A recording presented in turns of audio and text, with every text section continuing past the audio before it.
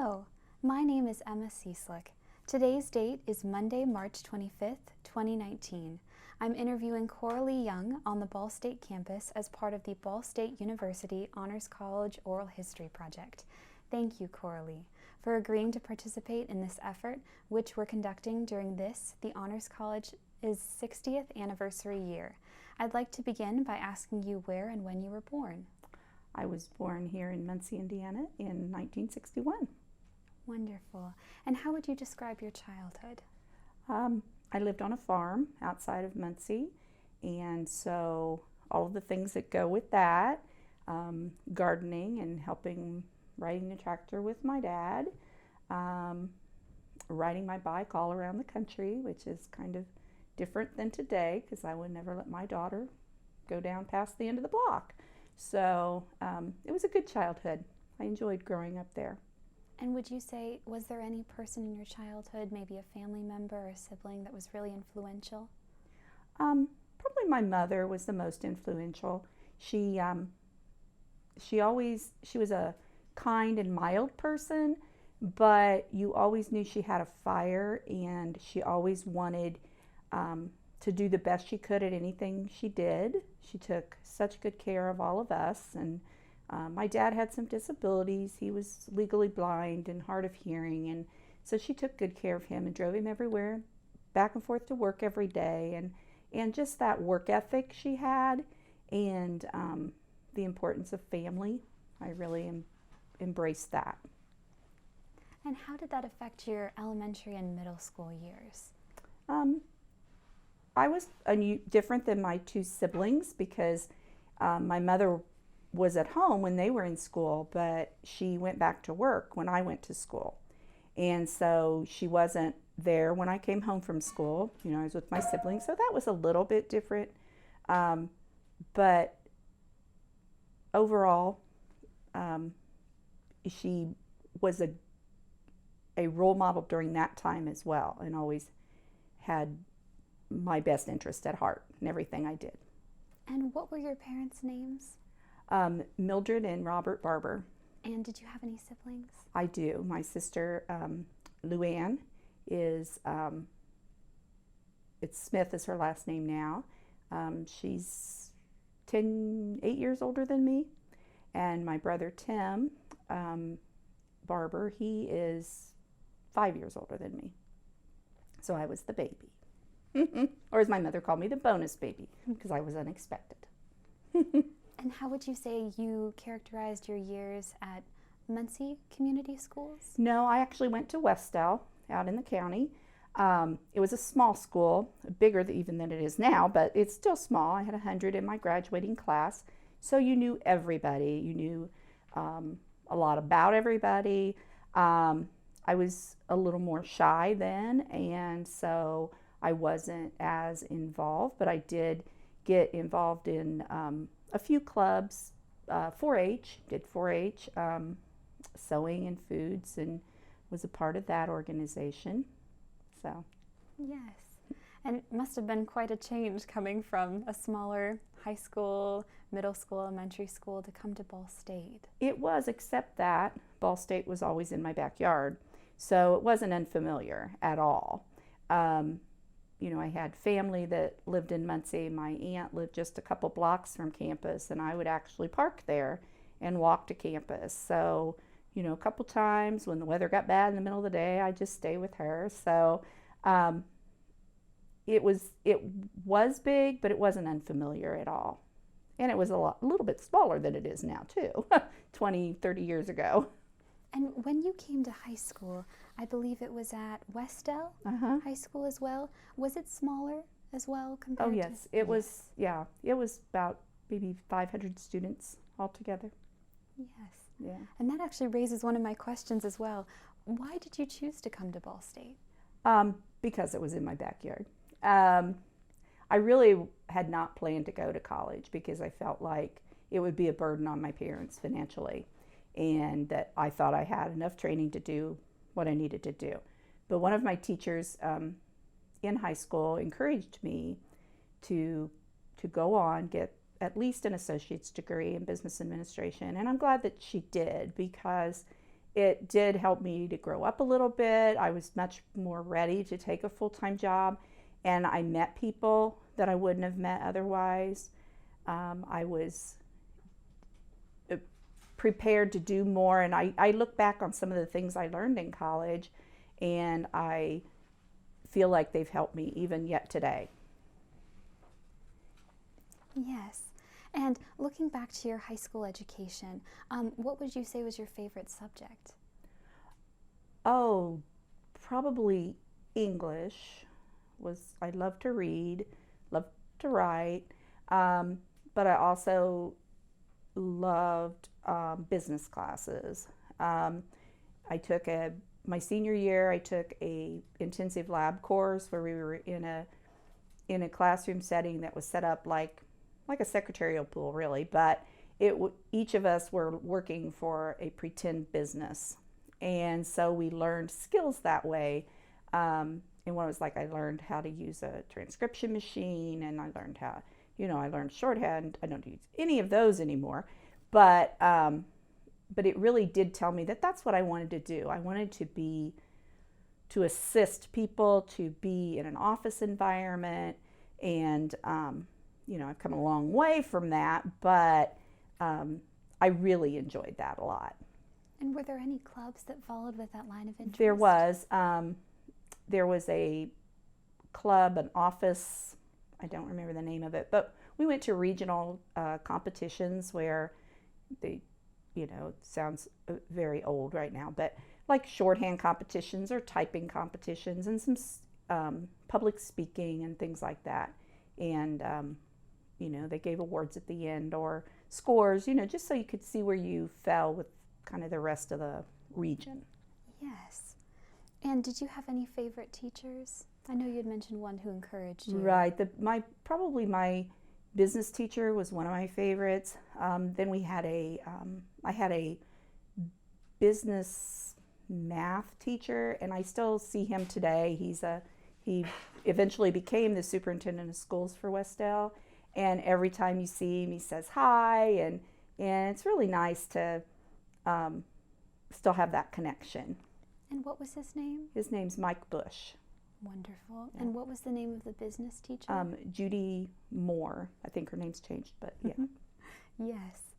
And when you transitioned to Ball State for your associate's in arts degree, how did that impact your momentum forward? I know you had mentioned you were interested in business and secretarial work. Well, in a couple ways, because I did meet people here. I became kind of accustomed to the environment here, and so as I prepared to graduate, I started looking for jobs here. I mean, Ball State is the largest employer in the county. It was at that time, along with the hospital. So if you were going to look for a job, it was a great place to start. And I started as a temporary employee and then worked my way up into full time. But that's probably the best thing that happened to me in that transition. Yes. And I know you went on to be an office supervisor at the residence hall dining service. How did those skills that you learn now, how did that affect your personal development? In dining service, I started, actually, that's where I started as a temporary, and then somebody left, so I took her job, became full-time, moved up to be the secretary to the assistant director, and I hired all of the students that worked in the residence halls. And so they all came through me, and I made their assignments, made sure they were paid, all of those things. So I learned a lot about, one, working with a variety of people, because in dining, I did have a lot of different people that I worked with, professional staff who were running residence halls, and then the service personnel who were the cooks and the line servers and all of that. And then I also learned about working with students. So I saw a lot of students in and out of my office every day and learned about some of the things that were important to them and how they worked their schedules around working and all of those things. So I think those are the biggest things I took from that. I also learned a lot about processes on campus in there because that's part of the business affairs area. And those processes are a little bit different. That's where you get purchasing and all of those things. So I learned about that part of the university at that point. And looking at your studies at Ball State, what did you major in? Business administration. Were there any minors? No. No. Did you have any extracurriculars that you were involved in here? Not on campus. I worked part-time on campus, I guess. I forgot about that. I worked in the natural resources department. And again, that kind of solidified that this is where I wanted to be. I really liked that. When the secretary would go on vacation in the summer, I would get to work full-time in her place. So I knew it was an environment that I liked to be in. So that's the main thing I did during that time. I was also in a philanthropic sorority, Psi Iota Xi, which was in our community. It was a community chapter at Gaston. So I was in that, and we did different fundraisers and things for the community. Wonderful. Yeah. And I know you had mentioned the secretary. Did you have any mentors during your education here at Ball State? Not that I can think of that really stand out. I did take an honors course from Dr. Vanderhill, which really stands out in my mind, always does, because it was the equivalent. I don't know if it was called this at that time, but it's the equivalent to what is now Honors 199. And it was about family. So it was part of the process was researching your family. And so I learned a lot about my family. And I focused on my mother's side. And so that course really stands out to me. And today I talk with Dr. Vanderhill whenever I see him about that and try to let him know how important he was to me. Yes. And then I know you had mentioned Dr. Vanderhill. Did you have a favorite teacher while you were here? Oh, definitely. He was my favorite. In business, none of them really stand out. I don't know. I don't think they were as, engaged with the students as what he was, being more in the humanities area. So. Yes. And when did you take Honors 199? It would have been in the fall of 1980, my first year. That was one of my first classes. And I know you had mentioned being part of a sorority. I think it was Psi Iota Xi. Yes. What projects were you involved in with that? Oh, goodness. We quilted. We made a quilt that we raffled off at the local fair in Gaston. We worked for, once the arena was built, this is long past when I was in school, but when the arena opened in 1991 or 92, we were one of the first ones that worked in the concessions. They allowed, and they still do, have nonprofit organizations come in and provide the labor in the concession areas so that they can earn money, and then we got a cut of the profits. And then we could give that back in certain ways, like scholarships or just assisting families or whatever needed to be done in the community. We shared. It was a small group. There were only 15 women, but we got a lot done.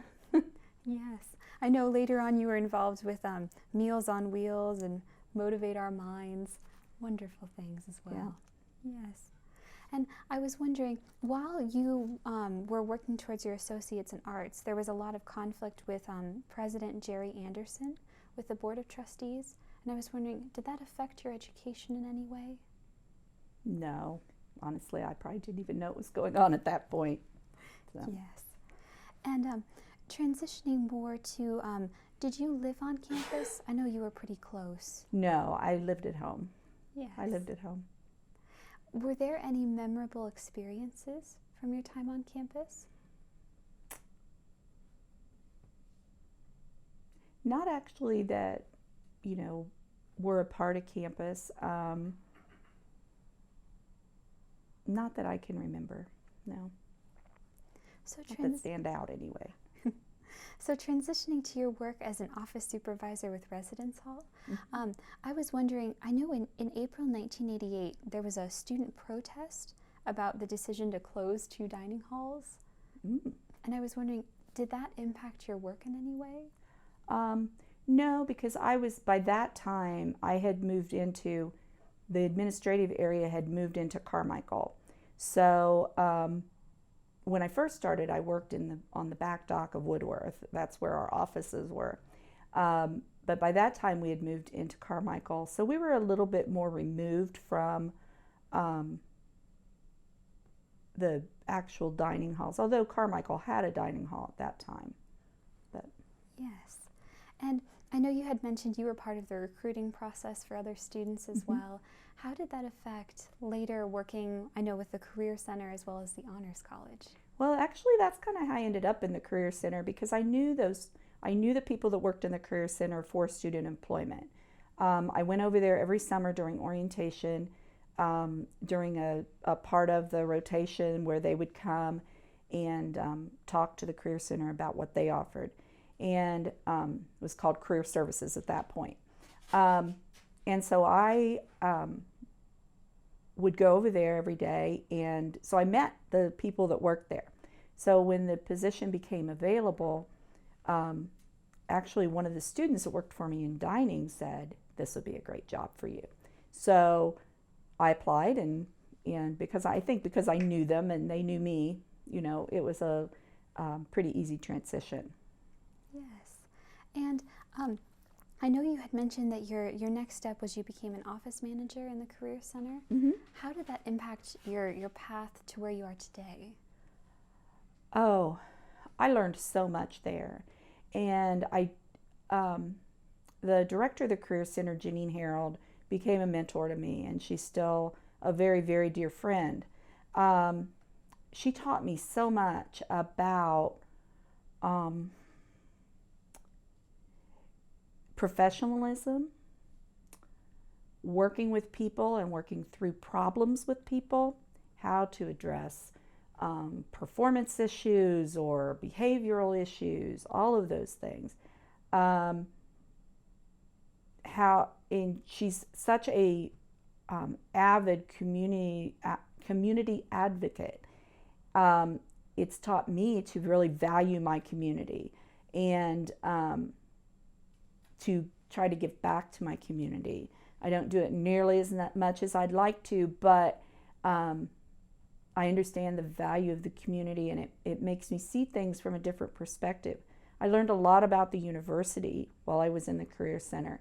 Again, I was in business affairs in the dining service. Then the Career Center is in student affairs, which has a different hierarchy and obviously more focused on students and student services. So that was I learned new things there and learned new processes and procedures across campus.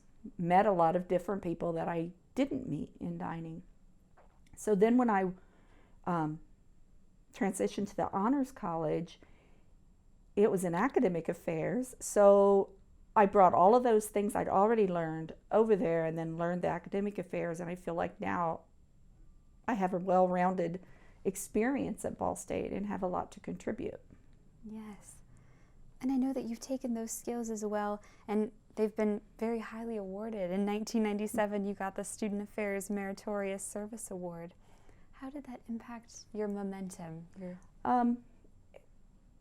Every recognition, even though sometimes it's hard to get that recognition because you always feel like you don't deserve it, it always propels me to do better because you have to keep your reputation, right?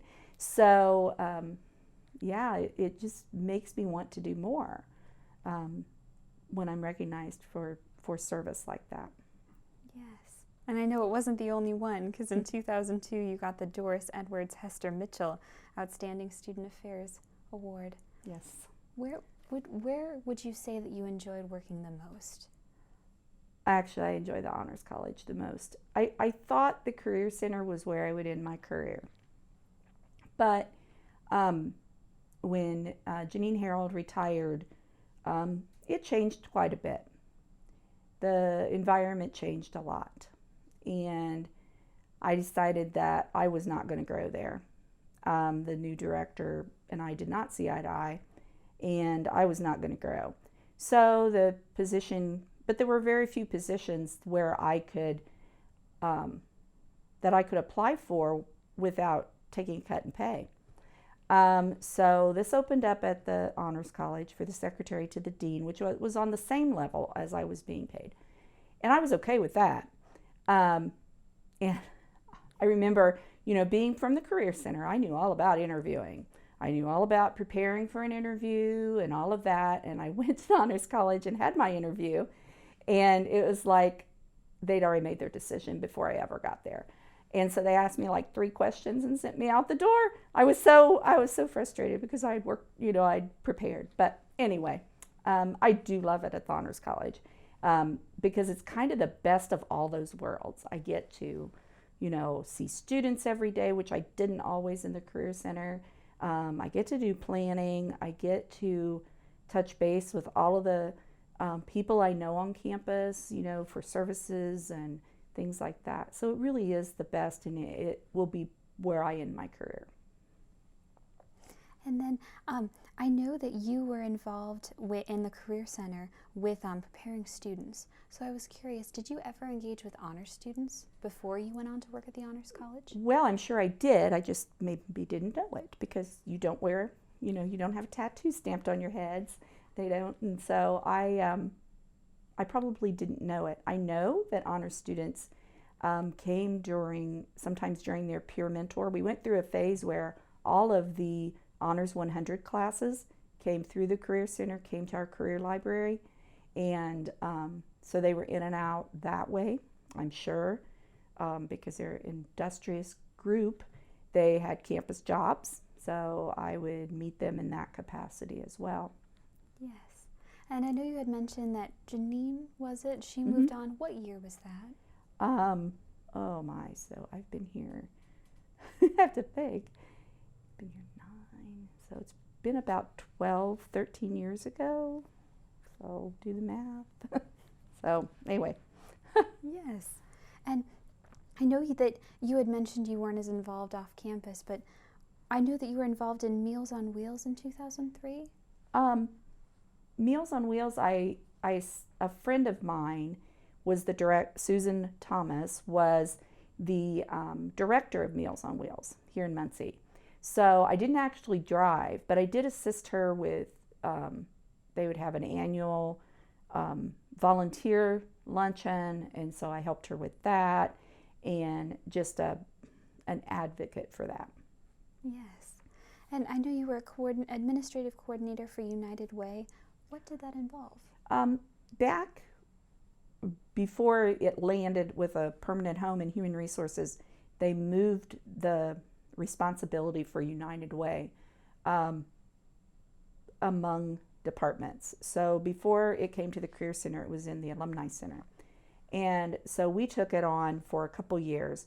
And so it was a matter of getting all the packets together, gathering back the donations and recording those, and planning the annual luncheon, all of those things that go into having the campaign launched on campus, and then the donations coming in. But after we'd done it for a couple of years, Janine Harold made the recommendation that it find a permanent home, that it would probably thrive better under one office, that was their responsibility completely. And it has. I think it's gone, it's improved over the years in their marketing, and especially this year, they had a lot of marketing and more promotions, and really encouraging people to give. Yes, and I know you had mentioned a little bit earlier with the Honors College. Do you think that the Honors College is invested in the community? Oh, yes, absolutely. Almost all of our immersive learning programs are in some way tied to the community. Our we have right now a group at the Virginia Ball Center for Creative Inquiry under Dr. Jason Powell, working with a program that they're creating, the Beneficence Scholars Program, where they are working with mainly single parents who are at poverty level, trying to just get by day to day, but to help them find education, to help them figure out how to come back to college and to get a degree. But if they can't do that, at least bring some humanities into their home and into their own environment and for their children. So this is a program that will live on after this Virginia Ball Center. And they were working on it before they got this, but they went to the Virginia Ball Center this semester so it could be focused completely on that. Trying to think of other examples, but our Student Honors Council, they go out into the community. They have volunteer days at Camp Adventure. They work at the, not the Bewley Center. Is it Ross? The Ross Center, yes, thank you. They go there for after school programs and work with the children there. So, and they're starting a new branch of Student Honors Council that will be completely about community involvement and volunteerism, because it's become so important to the students who are coming to campus now that they have to make it a separate branch in order to not lose what Student Honors Council was meant to be. So they're in the process of creating that organization now. Yes, and I know you had mentioned earlier that you were taking an honors course, but you weren't an honors student. How did that work? Mm-hmm. Well, because I was getting an associate's degree, I was not going to graduate from the honors college, but I qualified to be an honors student, so I was allowed to take those courses as far as I could, but that ended up being the only one I took. But I'm not exactly sure how I ended up there, but if I'd have been seeking a 4-year degree, I probably would have been able to complete the honors program. Wonderful. Yeah. And I know you had mentioned that volunteering was a different subset of Student Honors Council. What does Student Honors Council mean to the Honors College? Officially, Student Honors Council is the student governing body of the Honors College. What that means is that a lot of the officers at least, have a liaison with the dean and the associate dean and me to plan programs that will help students to become involved in their Honors College community. So they plan events for students that bring them together, whether it's Saturday night cinema, where they sit down with a professor and watch some sort of, not a documentary necessarily, but a piece, a movie that would encourage them to talk about issues and social issues, and then they have a discussion following that. They have fun nights over in the residence hall in Doherty, where they maybe have trivia nights, or they play Cahoots, or they do all sorts of fun activities that just get students to come together as a community. And they assist with Parents Weekend, where we invite students, and it's mainly freshmen, just because they're the ones that really the families come during that first Parents Weekend. We have a big bash in the backyard for them. At the end of the year, Student Honors Council has usually something either right before or during finals week to kind of help the students unwind for the year. And they do all sorts of activities, again, that just help the students to build that community that they need sometimes, especially as freshmen. Yes. And I know you became secretary to the Dean of the Honors College in May 2011. How did Student Honors Council factor into what you do? Well, I provide really for the whole college. I provide all of financial support, really anything that costs money, I do.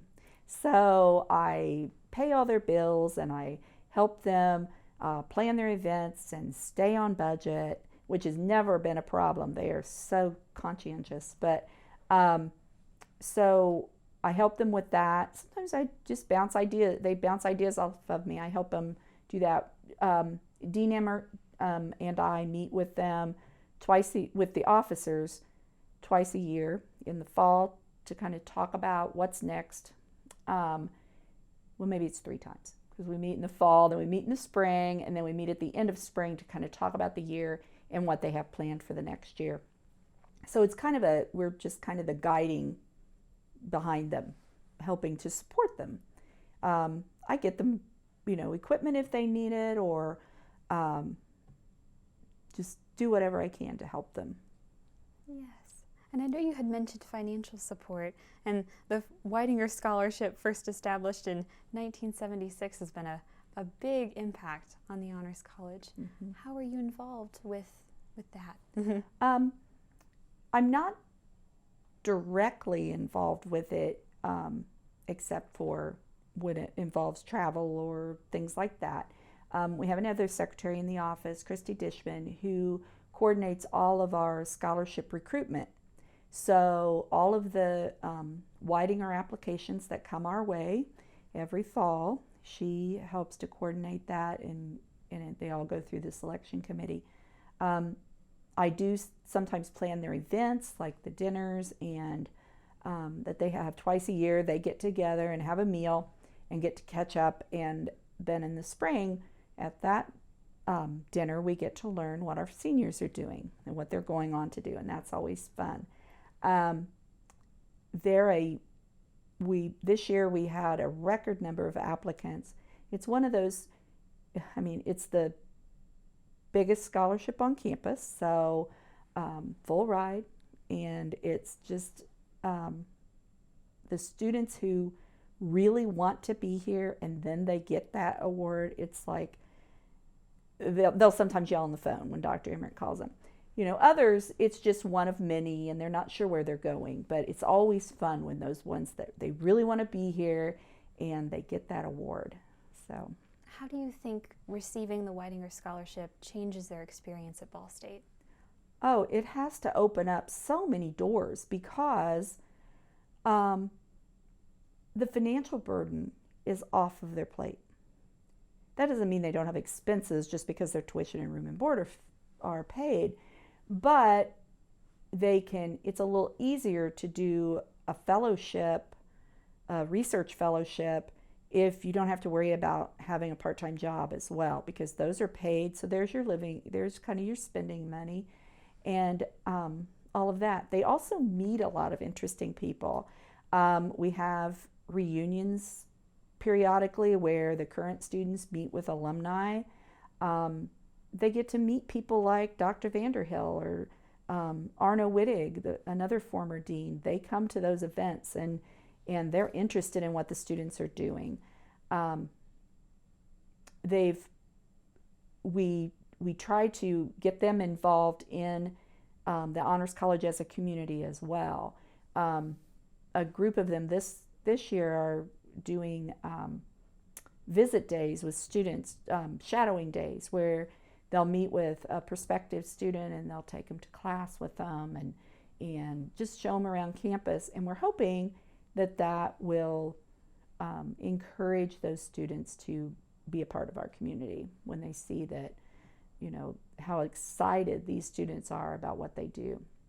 They all connect usually with Barb Stedman, who's our Director of National and International Programs. And if they have a dream or something they want to do, she will make it happen if she can. So they almost always go for some sort of postgraduate scholarship or study abroad scholarship, working with Dr. Stedman. Yes. How do you think having a scholarship representative, an aide with that, how do you think that affects students' future goals? Oh, like I said, any student, and she works with students other than honor students, but the majority of her students are honor students just because she knows them well. But she's first to say that, anything you think you can do, you probably can, and there's probably somebody that'll help you do it. So it makes them see that it's limitless what they can do, what they can strive for. You can be who you want to be, and you can go where you want to go. Yes. Yeah. And I know we've discussed Dr. Stedman, but I was wondering, you do a lot of work with thesis proposals. How does that work? Well, I coordinated all of the paperwork involved in thesis. Students have to meet with either Dr. Stedman, Dean Emmert, or our Associate Dean, Amy Livingstone. Ideally, they meet with them the second semester of their junior year, and they talk about what project they want to do. And during those meetings, they help them to kind of come to that aha moment where they say, where, as Dr. Emmert puts it, where I see the sparkle in your eye, and this is what you want to do, because they really encourage students to do something that will be of interest to them, because you're going to spend a lot of time on it if you do it right. And so they meet with them, and then they go off, and they may already have a faculty advisor for their thesis, or they may not. So they go off and they find that faculty advisor, and they work up a proposal about what their thesis is going to look like, what their project is going to look like, and go over that with their project advisor, and they both sign off on this form that tells us, they're going to take the thesis class, or sometimes they substitute a course if they're doing it in conjunction with another course, and then they bring that form in for one of those three people, whoever they met with, to sign as well, so that everybody's on the same page. And then I get them registered for the course, kind of track the paperwork so we know what they're doing. Then when they're all done, usually at the end of the semester of their senior year, sometimes they do it early. Students who are doing a student teaching program have to finish their thesis early, because they're not allowed to work on it while they're doing their student teaching. So they usually finish early, but most of them finish it, midnight before graduation, I don't know. But they turn in their thesis manuscript to us. At that point, Dr. Livingstone reviews it, sends it back for any revisions. Then once its final approval is done, it goes to the library, into the archives there, and into the digital repository. So it's there for everybody to see on Cardinal Scholars. Once the student completes that and actually graduates from the university, so gets their degree, then they get an honors college diploma and that designation on their transcript that says they're an honors college graduate. Well, I know you can usually hear a lot of ringing. Oh, yeah, I forgot that part. Oh, when they turn in their manuscript. This was Dr. Rubel's idea, that they needed something to really show that they were done. And he said, like a bell. So Christy, our secretary, she went, she found an old school bell, and we had it engraved, thesis bell. And so when they turn in their thesis, they ring that bell, and we take their picture, and they fill out a little form about why they're proud of their thesis and what their next plans are, and those go on the wall. It is the place to be during the graduation open house, because everybody's looking at them. Really, anytime people come in, that's what they look at. They're right in our lobby, and even parent students who are coming for campus visits, prospective students, they look at those and they think, oh, I can do a thesis on that, or oh, a thesis, they may think that. But the students really see a sense of accomplishment. And we were recently talking about, how we're trying to save paper and all these things, and the library wanted us to go to just sending them an electronic form. So we had this discussion, Dr. Emmerman and I, that, well, maybe we could just do away with that paper manuscript. I said, but there's just there's something that for the student, that to be able to hand that to someone and say, I'm done, here it is, this is my child, here it is, and ring that bell. I said, it's not going to mean the same thing if they just bring in the forms that go along with it and ring the bell. I said, it's just a few sheets of paper. And so he said, okay, we'll do that, and we'll just give it to the mentor, and it'll be good for their archives too. So the thesis is an important part of the honors education. It's the scariest part for most of the students because they don't understand that. They think about it as a freshman. Well, they know a lot more in 4 years than they know as an 18-year-old. So, it's all this knowledge that you're building over those 3 years, and then just letting it out. And we always try to have them do something that they like, so they're enjoying it as they do it. So. Yes. And I know you had mentioned Dean Rubel. I know he became dean in 2000. I know he had a big impact on students. Oh, he did. Yes. How did he impact you? Well, when I came to the honors college, he was such a quiet man. Some days you didn't know he was in his office, but his door was always open, and so he kind of taught me about the honors college a couple things. That the dean in the honors college, we are a small community and we want to stay that way. So the dean should always be accessible. The faculty should always be available. Staff should be available. And he did that himself. He would always, a student would stop by and say, hi, Dr. Rubel, and he'd say, come on in. And maybe the student didn't intend to come in at all, but he would talk with them and just find out what they're doing. The other thing is that he taught me that we can make pretty much anything happen. Sometimes he didn't realize that, there are laws that govern what we can and can't do with our money, with pay, all of those things.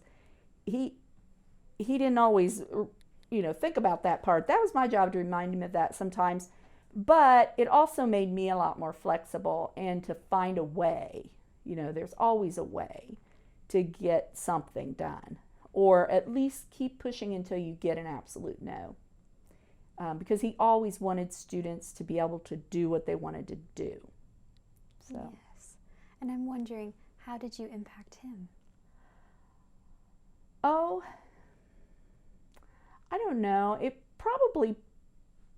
I probably brought a little more organization to his life than he had before, or his office life anyway. I think his wife kept him pretty well organized. But, I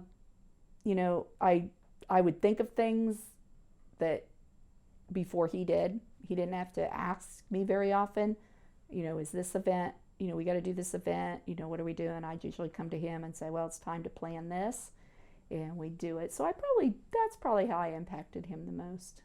Yes. But I really learned more about him when he was sick and when he eventually passed away, how much he had impacted the students, because they came together, those that had been with him. He traveled to, he taught an integrated class. Mostly they were hand-selected freshmen that they took the humanities sequence 201 and 202 as a blended course. He taught it with Beth Dalton, and they would then be able to, if they chose to go take a colloquium then in the spring and go to Rome, to Italy. He loved Italy, and he wanted to share it with the students. And he got to know the students so well there, and the stories they tell of the impact that he had on them are just amazing. And they put together a book after he passed away of letters from alumni and students and all these people that had been impacted by him. And so I learned that you could have an impact and probably not even know you're having an impact. Well, I know you are, because Dr. Emmert on many occasions has said that you are the backbone of the Honors College. I don't know about that, but... And in 2017, you received the National Collegiate Honors Award for Administrative Excellence. Yes. That was a surprise. Was only the second one they had given, and Dr. Emmert had nominated me. And so that was quite it kind of opened a new world, because when I went to receive the award that fall at the national conference, I kind of fell in love with the conference, so now he has to send me more regularly. But just meeting people and kind of learning new ideas. I know when I went to that conference, I came back with ideas that I shared with them, and we've implemented some of them. So that's exciting. So it kind of, that opened doors, and so I'm proud of it in that way, that it could help me to grow in the position I am and to help the Honors College. But very exciting. Yes. Could you give me an example of one of those projects? Well, probably the primary one is, and it kind of went along with the new university marketing theme. We had never had like Honors College bling. Like, we didn't have t-shirts, we didn't have any cups or anything like that. And this, I was at this panel, and they were talking about, they give certain students shirts. They give, at graduation, they would give them a medallion, these things. So I made a note, and I told him, I said, we need stuff. We need stuff to give these students. If we're a community, they need to be proud and they need to show it. So the following year, of course, and then about the same time, the new We Fly came out. We all got brand new logos anyway. So we decided to use our new logo wisely. So we ordered t-shirts to start with that we gave out to all the freshmen at our freshman convocation right before school starts. Then we had cups. We ordered plastic cups, and some things have gone over better than others. We've used that.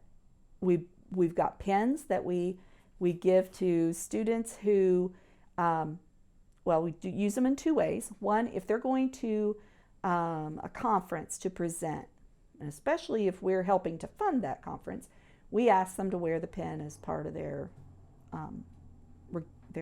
outfit during the conference, so people know they're from the Ball State Honors College.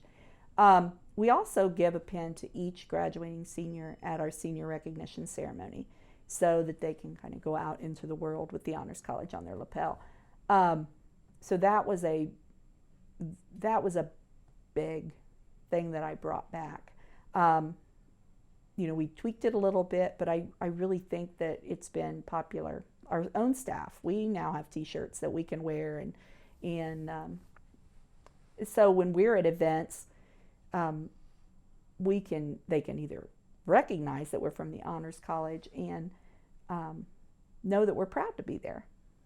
Yes, and I know you mentioned the We Fly campaign with President Mearns and the Board of Trustees. Mm-hmm. How do you think it applies in the Honors College? Our Honors College students have the opportunity to fly, and I think the whole idea of what the campaign is trying to get out about Ball State is that we take a student where they are. You could be from a little town in Indiana, or you could be from Chicago or California or wherever. You could be, from a home that has a 6-digit income to one who has a 4-digit income. If you get to Ball State, we're going to help you to fulfill your dreams and get what you need to be to take off on your own. And in the Honors College, we do all of that and more. I mean, yes, our students come to us maybe a little higher in the GPA range, and maybe with even a little more experience under their belt academically, but they still have all the other parts that the general population have. They have a home life. It could be of any sort, and any socioeconomic background. So we help them to engage in programs in not only our college but in others, and to work with faculty, like through our undergraduate fellows program, which is unique for Ball State, to engage actually in substantial research with a faculty mentor while they're an undergraduate. So that is it's a unique to Ball State. So it gives them something to kind of, well, being from the Career Center, something to talk about in an interview, and show somebody that I've already done these things, as they're getting ready to graduate or apply to graduate school. I've already done these things, and so I can do more. So the honors students, it's just amazing sometimes the things they take on and how much they do and how successful they are. Yes. And I know you had mentioned how it takes a student from where they are and helps them fulfill their dreams. How has the Honors College affected you? Probably through the people I've met, and in a couple ways.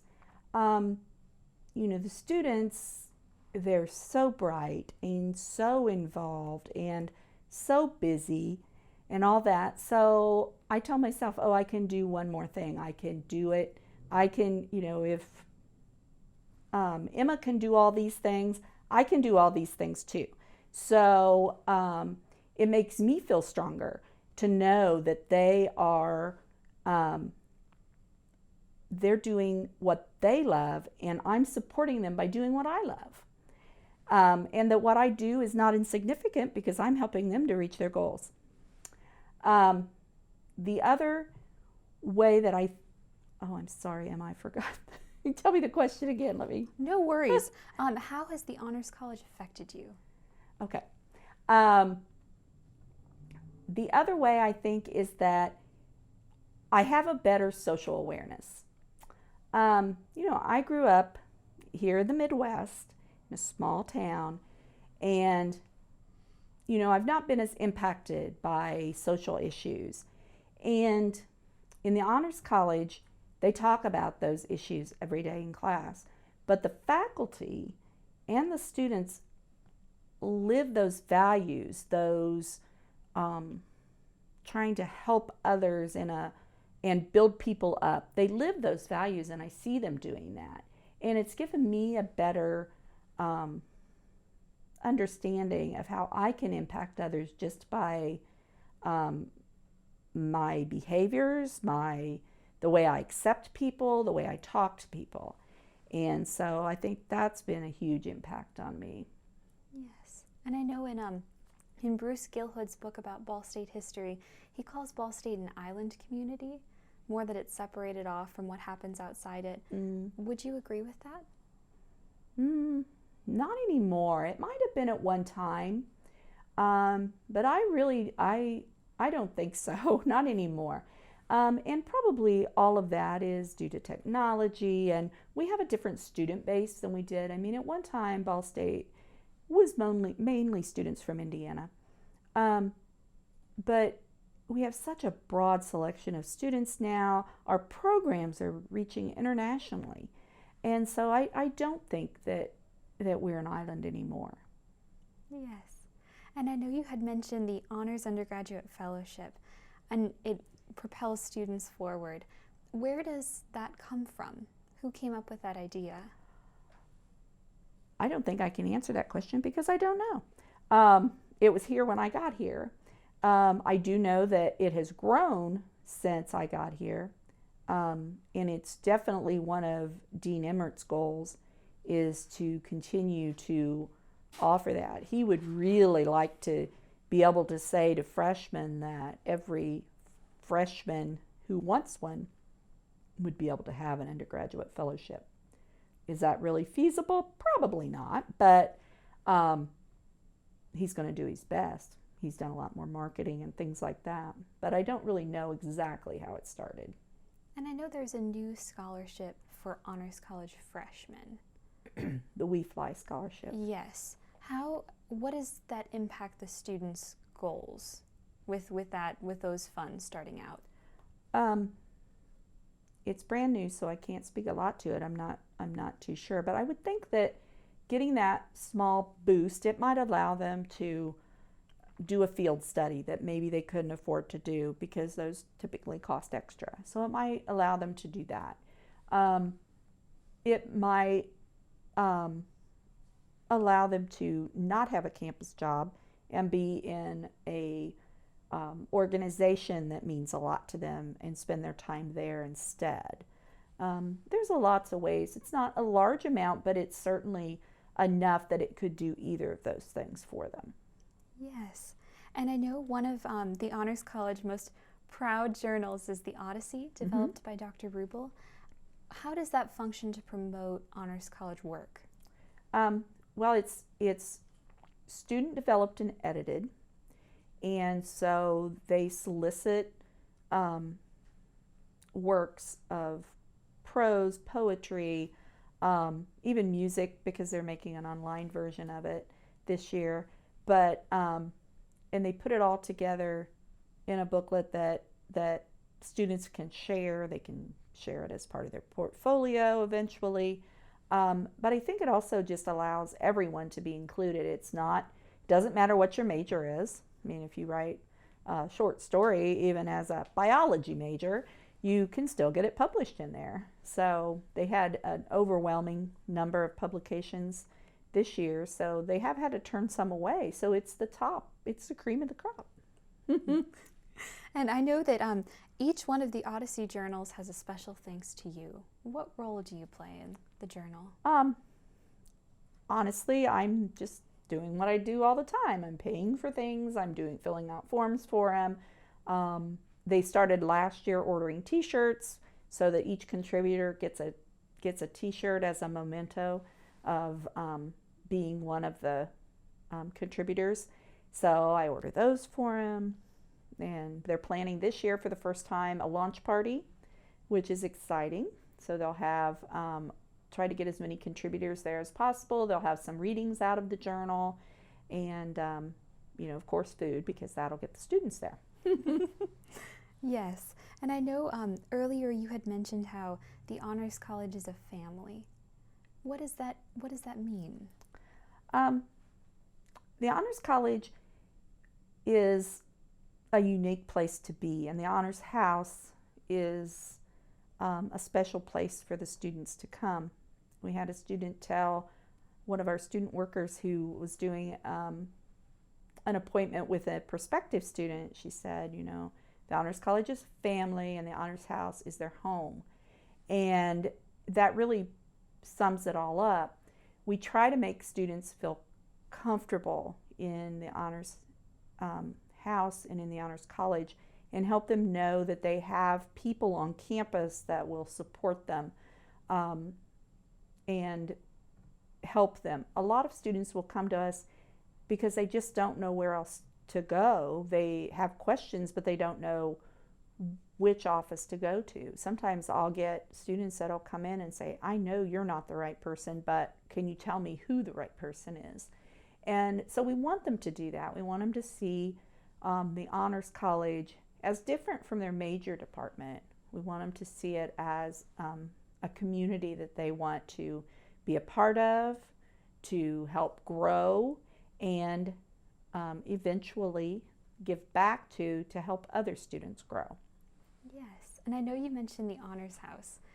What role does it have that it is indeed the Edmund and Virginia Ball House instead of just another administrative building? Well, I think because it is actually a house, and when they renovated it, they didn't change it a lot. They may have changed some of the purposes of the rooms, but the basic layout is pretty much the same. So our colloquium room, which has a huge conference table in it because those classes are limited to 15 and they're discussion based rather than lecture. It's in Ed and Virginia's bedroom, where there's a fireplace, and there's a fireplace in our gathering area where students will just come and sit, wait for class, where Student Honors Council might meet, their officers. The garage became a classroom, but it still looks like a house. In the middle of all these huge buildings, there it sits in the middle of campus. And when Virginia passed away and the house transferred to the university, the only stipulation was that it not be torn down. So the university needed to find something to do with it. So that's when Dr. Rubel said, we'd love to be there. At that point, the honors students had moved into DeHorty Hall, which is kind of across the street, so that would put us close by. The office had been in Carmichael, which is on the outskirts of campus, and now we're in the center of campus, in the middle of the activity, so we're somewhere the students can just pass through. The kitchen is a fully functioning kitchen, and they can come through and get coffee if they want coffee. Things like that just make it a special place for students to come. Yes. And I was curious, you had mentioned how the Honors College is also a community. How do you think that staff, such as yourself, help to promote that? I think by having an open door, having not being official all the time. We're not official. We have conversations with students. We ask them what they're doing. That we don't just talk to them when they come and want something. We try to touch base with them, and I'll see a student that I know pretty well in the hallway, and I'll say, "Hey, what you doing?" And they'll come in. I had I've had a student come in and say, "I really could use a hug," and I gave her a hug. She needed a hug. So we try to just make it one of those places where they don't feel like we have a lot, like we're nothing but rules and paper and things that they have to do. We try to make it more like something they want to do, for one thing. Yes, and the bell definitely speaks to that. Yes, yes. Yes. And I was curious, I know that the Honors College has wonderful faculty, but I was wondering, what is your most impactful experience with an honors faculty member? They all do such wonderful things, but I think about Jason Powell. He came to us from the history department, and now he's one of our permanent faculty.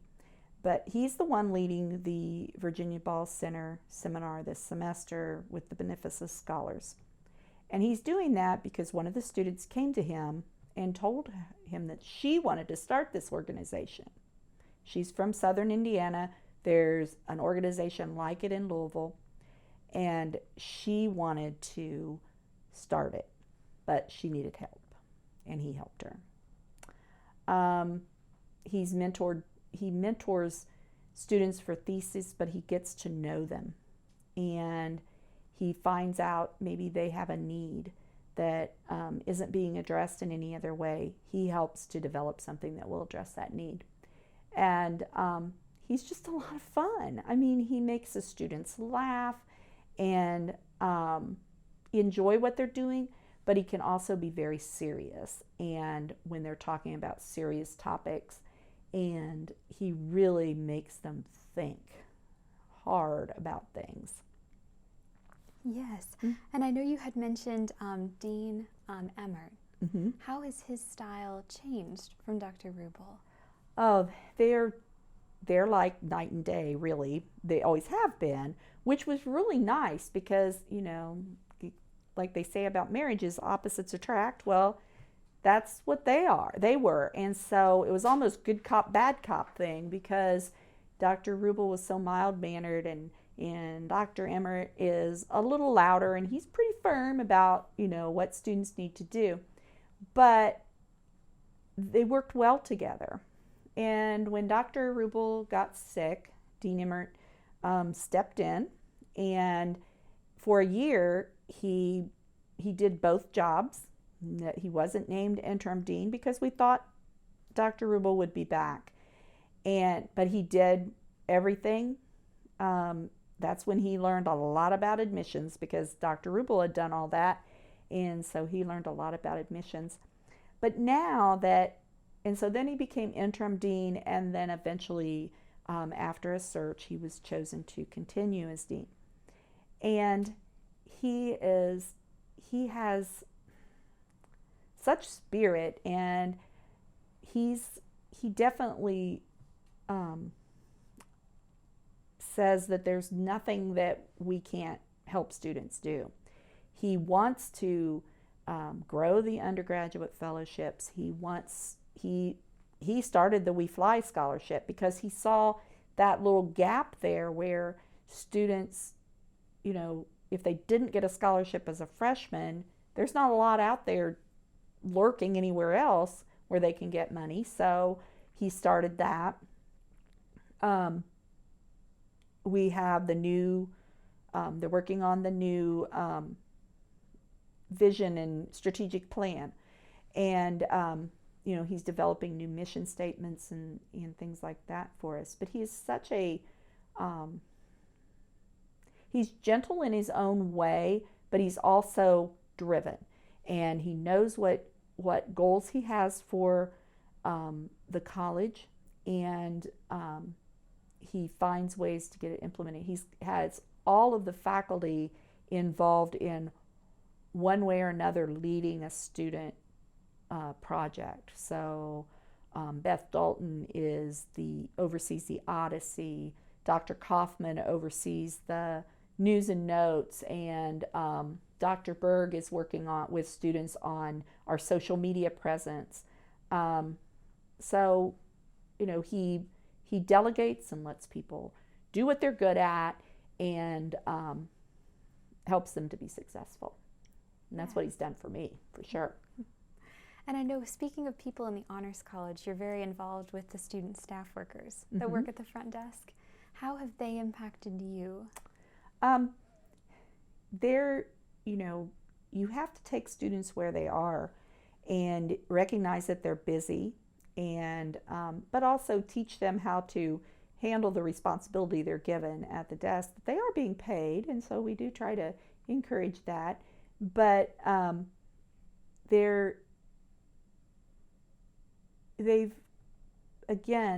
with like all the other students, they show me that you can always do a little bit more.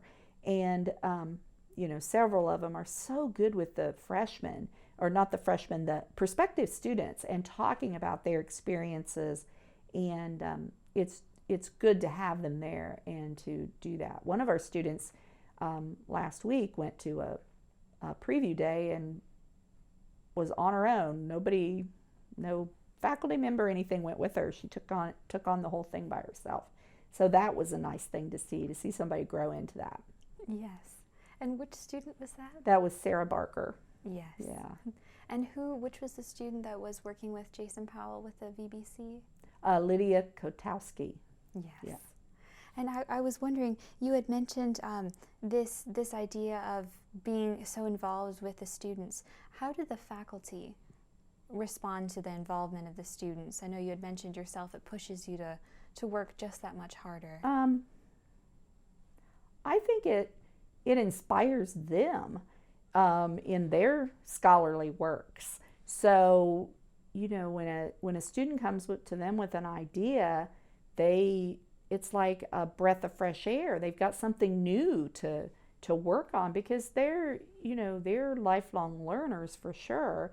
And they all want to do new things too.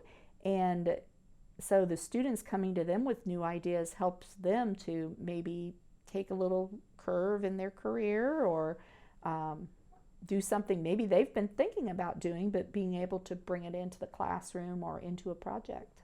Yes. And I know you had mentioned upcoming events. I know the Honors College will be hosting the Mideast Honors Association Conference. Yes.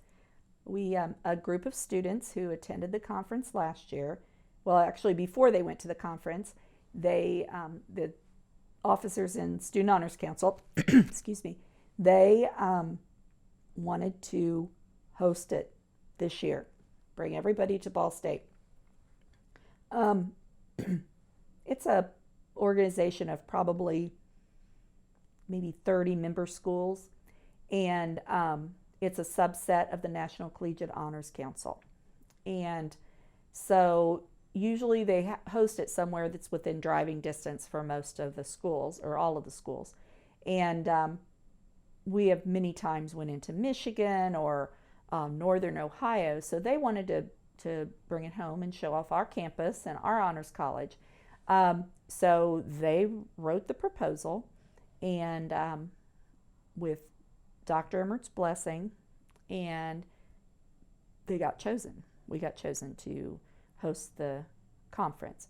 There wasn't much competition. It's usually whoever will volunteer to do it. And it's been an interesting process as these students became, so 3 of the students ran for board members on this association so that they could plan the conference.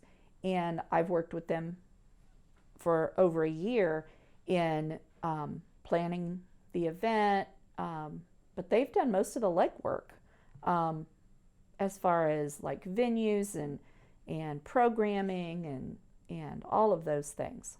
So they not only suggested it, they followed through by helping. So that was really good. So. Yes. And what do you do with helping to plan MIHA? And yes. Some of the same things I do every day, but I've actually led the planning group. We were meeting bi-weekly. Now we're meeting every week as we prepare for the conference in a couple weeks. Jamie Brimberry, one of the students who did the proposal, she has an undergraduate fellowship with me this semester, or for this year, to help plan the conference. So I've assigned work for her, worked with her to develop all of the scheduling and she worked with the hotel to get rooms and just everything you can think of that would go into an event like this. I've done all of the work with university catering for all of the meals, and worked with space and with transportation and all of those things that it takes to do that. So, and I know you work a lot with dining. How do you accommodate students with diverse palates or needs? Or I try to do my best to ask for every event that we have, getting much better at it than I used to be. There's just so many things you have to be aware of, and I just try better every day to do that. But always asking, do you need special accommodations? And actually, university dining is really good about it, and the catering branch.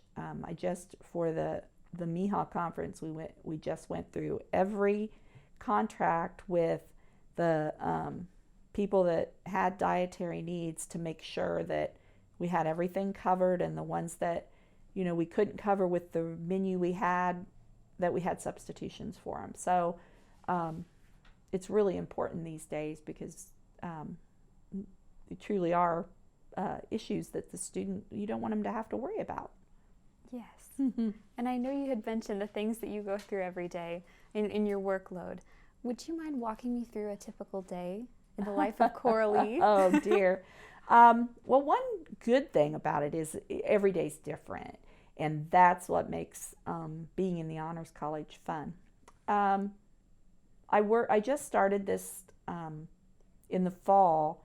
Dr. Emmert allowed me to change my hours, so I come in at 7 a.m. and work till 3:30 theoretically, because I have so many interruptions during the day that I need at least an hour where nobody's there to actually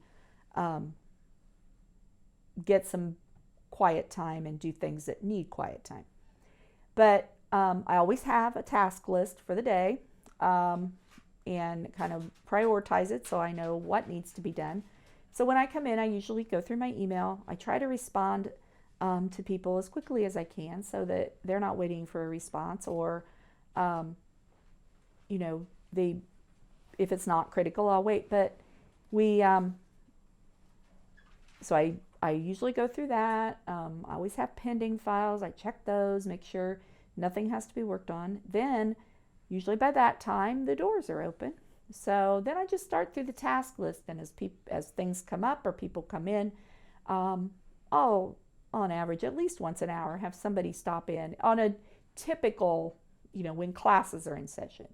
I usually am off during breaks when there aren't classes because that's the best time to be gone. But when classes are in session, usually at least once an hour, I'll have a faculty member maybe ask me about an upcoming travel that they're doing or reimbursement for something. Students who come in to ask questions about maybe their thesis proposal, maybe again for reimbursement, or they're doing travel, or how do I get money we give a stipend to our undergraduate fellows to spend on equipment and things. How do I use that stipend? All sorts of questions like that. Other staff members asking anything from, about their payroll, their classes, or something's broke in the building. So I just address those things as they come throughout the day, and then just continue through, my list. Always moving things around depending on what's the most important thing on that day. And I'm curious, you mentioned that you're involved with a lot of students. Mm-hmm. What is your most impactful experience with a student? Oh, that's a hard question.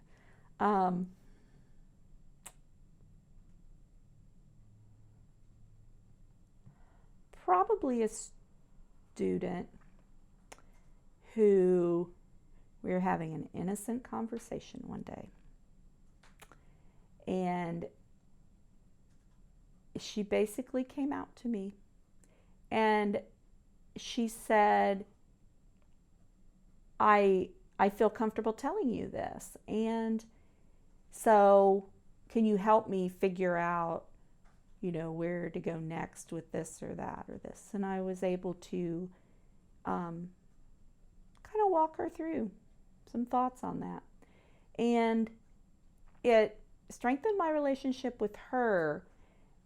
But it also reminded me that you don't know what's behind a person's life, what's behind them that you're not seeing every day.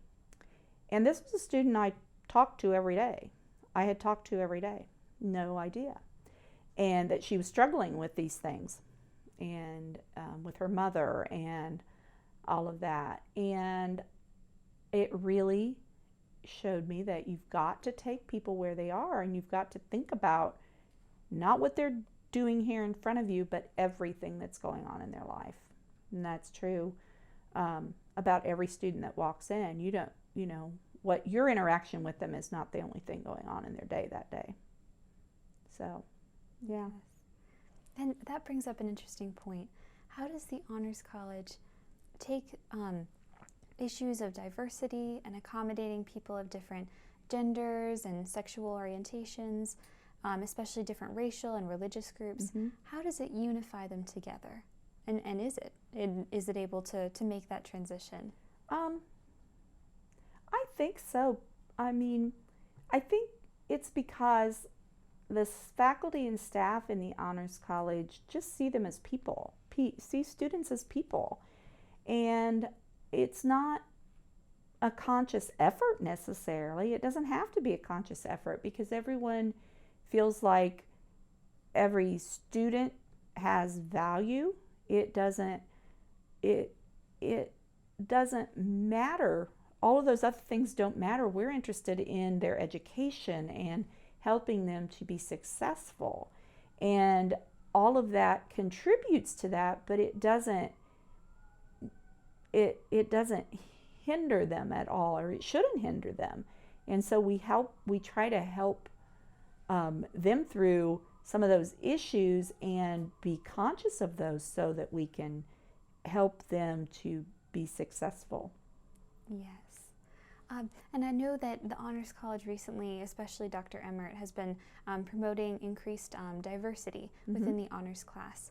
How have you seen that change over time? We're we've been working with admissions to try to target different areas of the state and the country, but mainly the state, because that's still our bread and butter, are the students in Indiana, to encourage students of color from different economic backgrounds to consider the Honors College as they're applying. And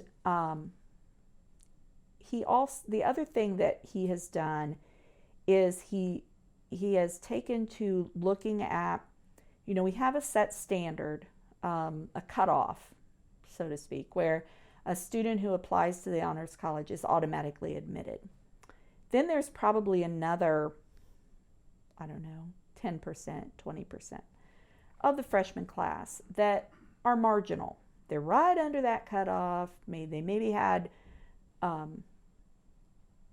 don't have to have test scores now, but before, when test scores were considered, they were just under those cutoffs. So he has started looking at those individually and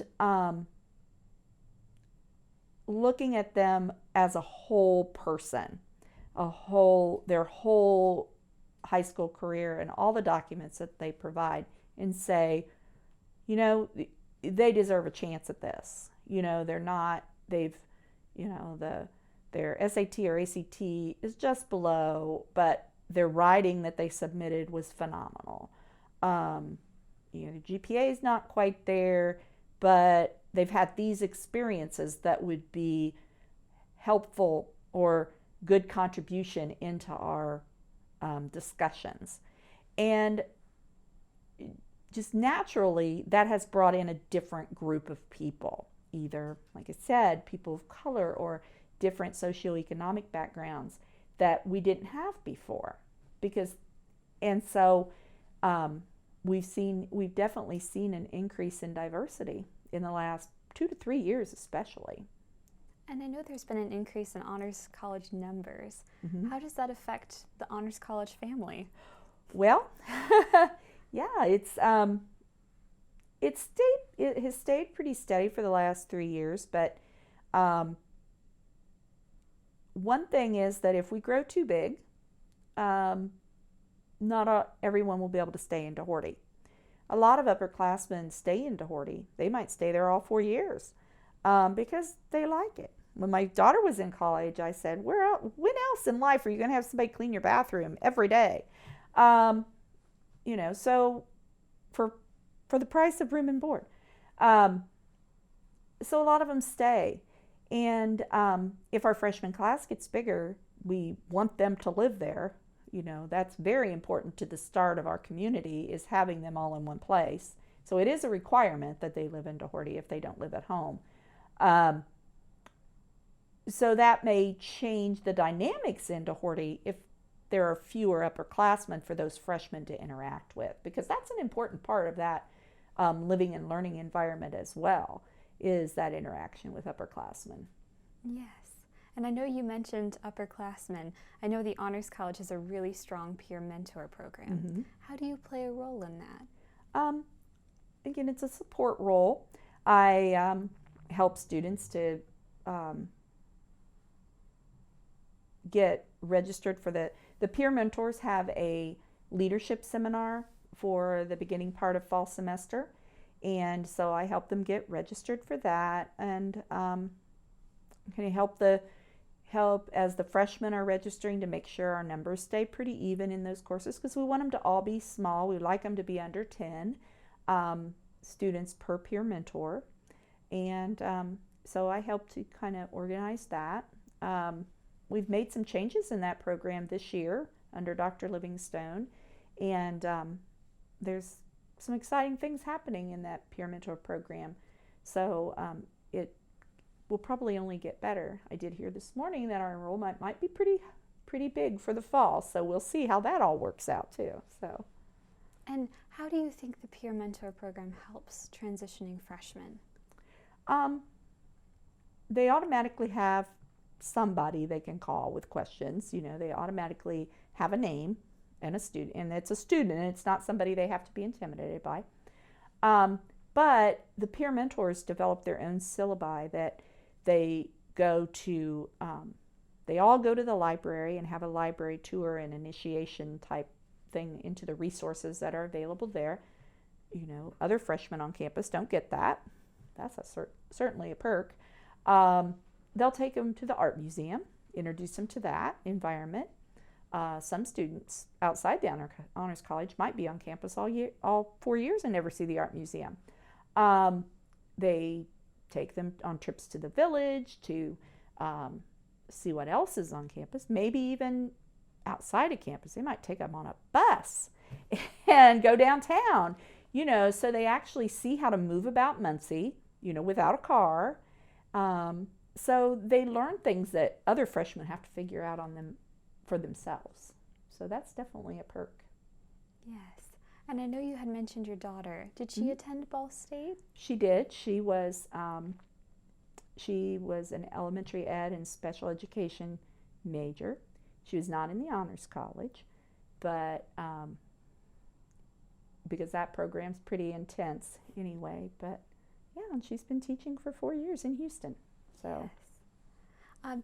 And I was curious, how has your identity coming from Muncie impacted your work with the Honors College and maybe some of their outreach programs? I think it's helpful that I know quite a bit about the community because I've lived here all my life. My daughter was also, she went to Muncie Central, so she was in the Muncie Community Schools. So I can, you know, kind of help people, help like Student Honors Council if they want to identify community organizations or things that they might want to talk to. So it does help. And new faculty that come, we've got our new associate dean, we have a new full-time faculty member, you know, helping them navigate Muncie and the area. So tell them good places to live and find good houses and be, you know, good places to be, yes. Places to eat, all those things.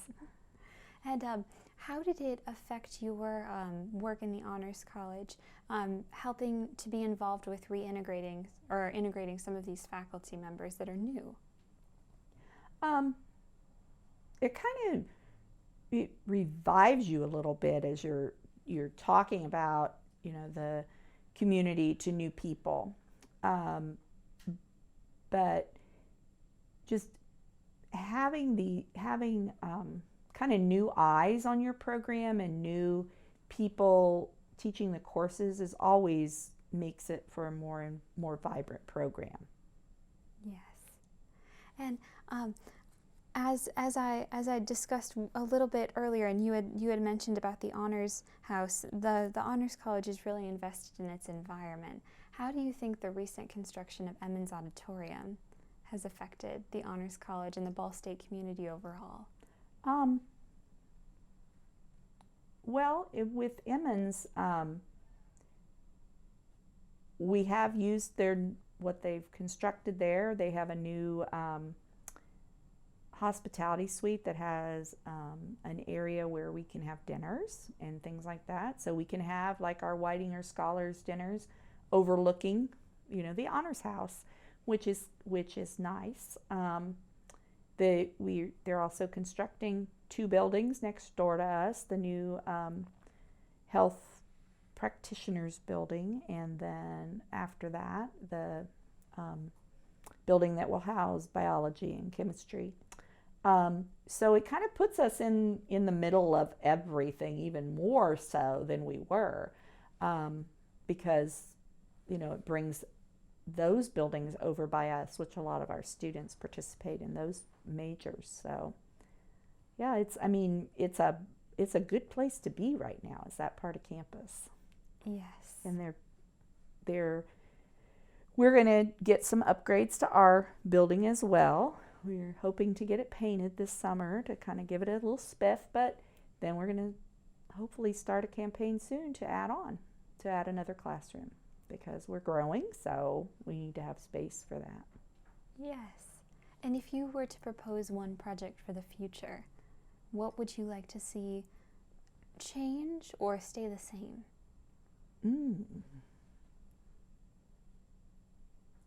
Some of those have already come true, but the continuing to improve that peer mentor experience, because I think getting the students off to the right start is the right thing to do. We have to let them know that we know what we're doing. So from the beginning, that peer mentor program and that Honors 100 class has to be optimal. So it has to be run well. They have to do what they say they're going to do. We're going to market it in orientation and to parents. So we want it to actually do what we say it's going to do. So I think continuing down that road is important.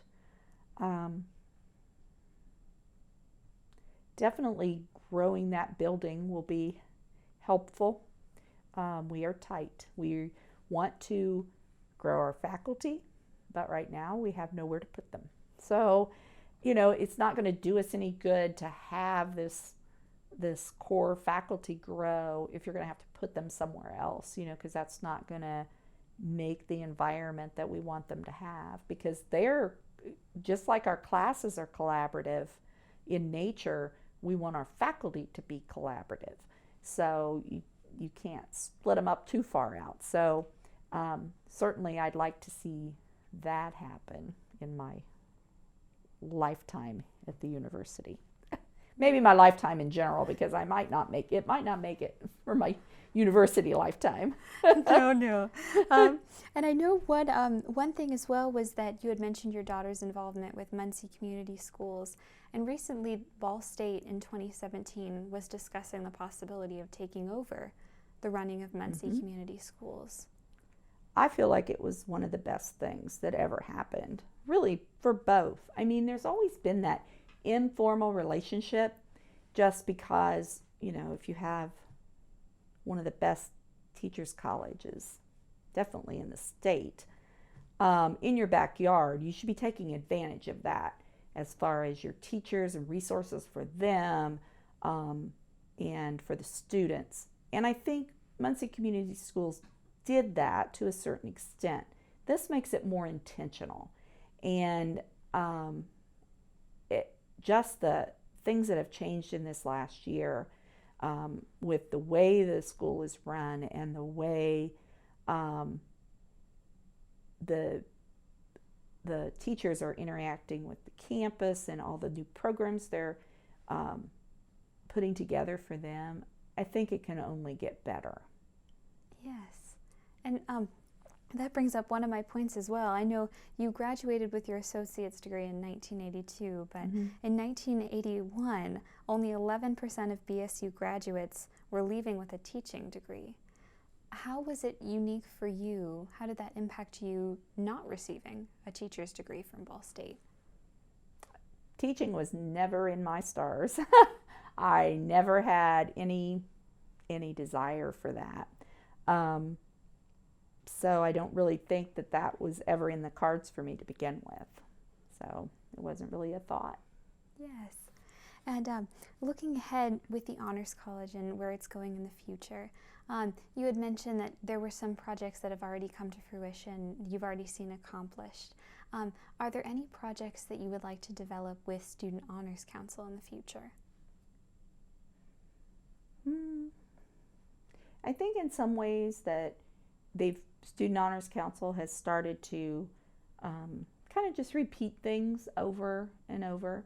And I think part of that is that this year the officers have also been split trying to work on this conference and split off the volunteer part. So I'd like to see them go back to developing some new programs every year because not every student enjoys the same thing. So you really have to have a variety of things for students to participate in. So maybe looking at how they can revitalize some programs, maybe bring some back that they haven't been doing for a while. Just to kind of look at their program and not just say, oh, well, we'll put this program here and this one here, but what are some new ideas? What are some things that we can do? Yes. And I know you mentioned a lot of those programs happen at DeHority. Mm-hmm. How would you say that DeHority changes the college experience for honors college students? Well, I think in general, living in a residence hall changes a student's perspective on a lot of things. But in DeHority, a lot of students will tell us, like at orientation, they'll say, I don't want to live there. I don't want to live with all those nerds, or, well, they're not. I mean, yes, they're driven. They are, they want to do well in class. They want to do well in everything that they do. They're busy. But they also have fun. I mean, they're funny. There are honor students that are so funny and have fun and just do crazy things. And they like to do fun games and go out and have fun in the backyard and, play whatever, cornhole or ring toss or whatever they want to do. They love to have parties where they have pizza and where they have snacks and all of that. So there is a social aspect, but when it's time to study, it's time to study. And so I think that's how DeHority might be a little different than some of the other residence halls. Yes. And in looking ahead as well, I was really curious to ask, what is the best part of your job? What is the best part? What is the best part? Yes. Okay. Oh, probably the senior recognition ceremony is one of my favorite parts. We just started this. This is our third one. Yes, this will be our third one in May. It's a event where we invite all of the students who are graduating in spring, but also then in July and December of this same year. So all the students who are graduating in the calendar year of 2019.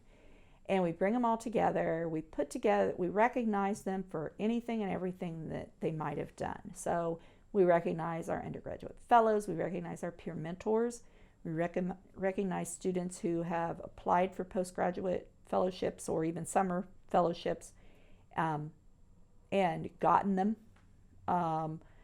We call each student who's graduating in May up individually, and they get their red and white honors college cords that they'll wear at commencement, and they get their honors college pin. Last year, I put together a slideshow, and the first year we just kind of did it. We weren't exactly sure what we were doing. This grew out of a few years ago. They had always done a senior dinner. So they invited all seniors over and their parents, whoever they wanted to bring, over to Worthen Arena. And they did all of this for all seniors. Well, it outgrew the space, and there's no other space that they could do it in. So they decided to stop doing that and ask the colleges to kind of do their own. And at that time, at that event is where we handed out the honors college cords. So we needed to at least be able to do that. So Dr. Ribble said, we're just going to have our own. So I said, okay. So we did that. And it was kind of basic. But then last year, I decided that we would do a slideshow that would show pictures of all these people. So fellows doing their fellowship, or and then each individual senior, as they come up, their picture comes up, their hometown, their major, and so they have their moment in the spotlight on the screen as well as on the stage. We also recognize if the Provost Prize winner is an honors college student, we recognize that person, and our Trimmer Thesis Prize winners as well. So it's a fun event. We're moving it this year from an evening to a Sunday afternoon, so that students, one of the things they complained was, well, my parents can't come because it's in the evening. So we thought if we did it on Sunday afternoon, they'd give them time to come up, have lunch with their student, and have dessert with us and have the program and still have time to get home. So it's always improving, but it's probably my very favorite thing. Yes. And I know you had mentioned recognition for seniors. Are there any other recognition ceremonies for honor students along the way? I'm probably forgetting something, but I can't think at the moment. The undergraduate fellows do, we call it a salon, each semester as they're finishing their fellowship. So whatever semester they end their fellowship, we invite them over. It's kind of a speed dating type event now. They get about 3 minutes, because we have so many, they get about 3 minutes to talk about their program. They develop a slide that'll come up with while they're talking. They get 3 minutes to talk about what their project was and how it impacted them. And we invite their faculty mentor to come along with them, but we also invite other Honors College students and encourage other Honors College students to come hear these stories, so that when they're approached to do an undergraduate fellowship, they'll understand what it's about. Or they might seek out a faculty member to do one with. Yes. And I was curious, with the best of your job, I know there are always hard moments, whether it could be goodbyes or struggles you worked through. Are there any that really stick out to you? Saying goodbye to favorite students is hard. We had a couple graduate last year that had worked in the Honors College since they were sophomores, so 3 years. And that was hard, because they were off to, do amazing things and leaving us all behind. But it is hard to say goodbye. Seeing a student who is frustrated or caught up in personal things or situations that they're struggling, that's really hard to watch happen, because you really can't do anything about it. If I was their parent, I could maybe help or do something, but you can't do that for every student. You can just lend support, but that's sometimes hard to watch when a student either has to leave for personal reasons or that's a hard part of the job, is getting to know students and then losing them in one way or another. Yes. How does the Honors College Alumni Network function? Maybe combat some of that sadness.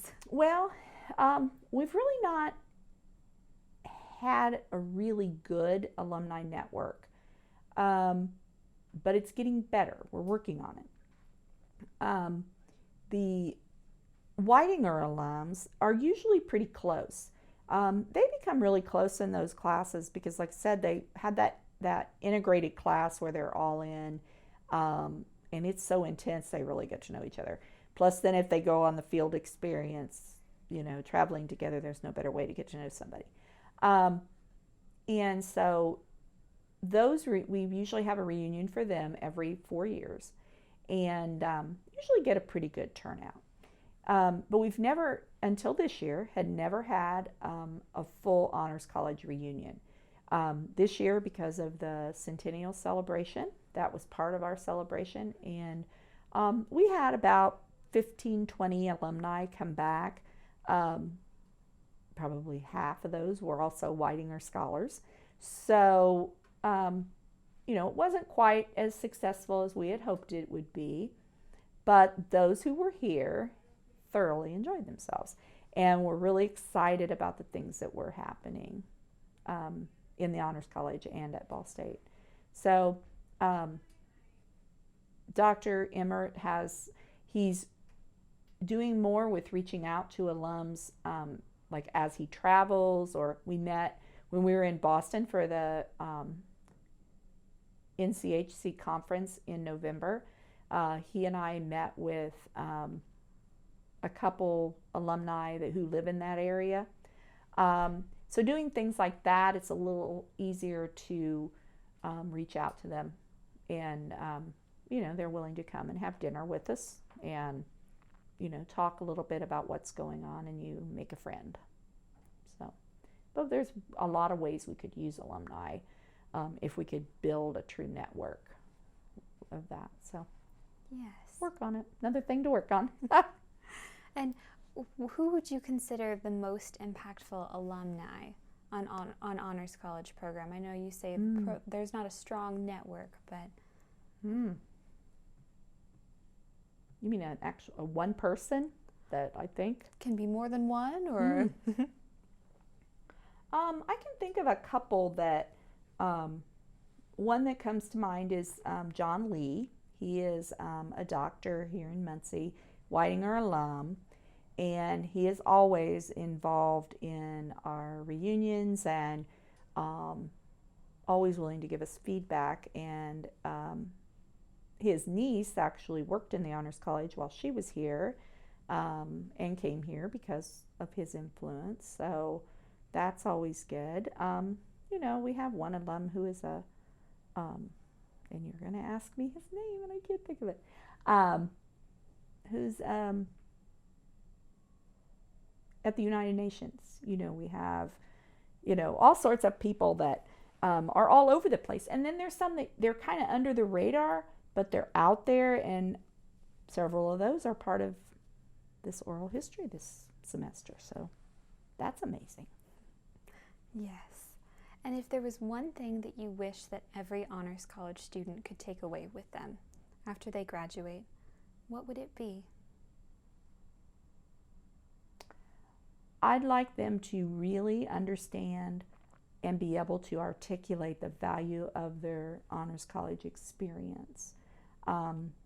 Again, with my Career Center background, with that hat on, it's so important for you to be able to articulate what you've learned through different experiences and share that with somebody, whether it's somebody that you're looking for a job, somebody that you're trying to develop a networking relationship with, or grandma, to be able to say, as being part of the Honors College, it taught me these things, and this is how I'm going to use those experiences to be successful or be a better person or help other people.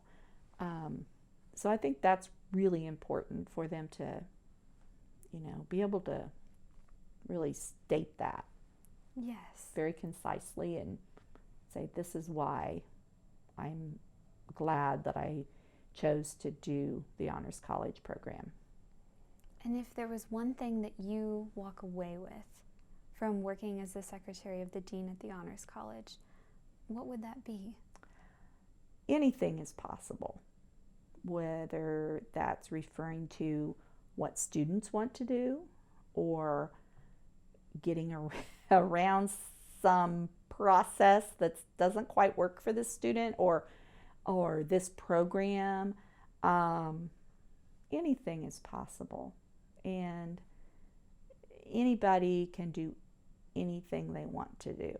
They shouldn't be held back for any reason. Yes. And how has the Honors College helped you achieve that goal? You have wonderful projects that you've been able to implement.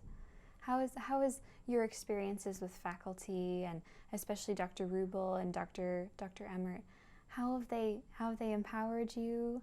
Are there any challenges you've encountered? I think it all boils down to trust, that they trust me to make good decisions and they let me make those decisions. And it frees them to do what they do best, which is counsel students and, in Dr. Emmert's case, raise money or develop relationships with alumni or find ways to tell our story to on recruiting trips. But he trusts me to have the best interest of the students and the Honors College at heart and do what needs to be done. Whether it's make a tough decision, telling a student, no, this is not going to happen, or maybe make the unusual happen. Yes. And as we come to the close here, is there anything that I have not addressed that you'd like to say or you'd like to discuss? I don't think so. I just think that if you couldn't tell, I'm a real Ball State fan. I mean, I think that Ball State has grown so much. I've been here 35 years, and it is not the same place that I went to college. And the Honors College isn't even the same place that I walked into 9 years ago. Gosh, it's hard to believe, but it's not. Things move fast around here, and I've just been so glad to be a part of it. Yes. Well, and I think with that, we'll bring the interview to an end. On behalf of the Ball State University Honors College Oral History Project, I want to thank you, Coralee, for participating in our project. You're welcome. My pleasure.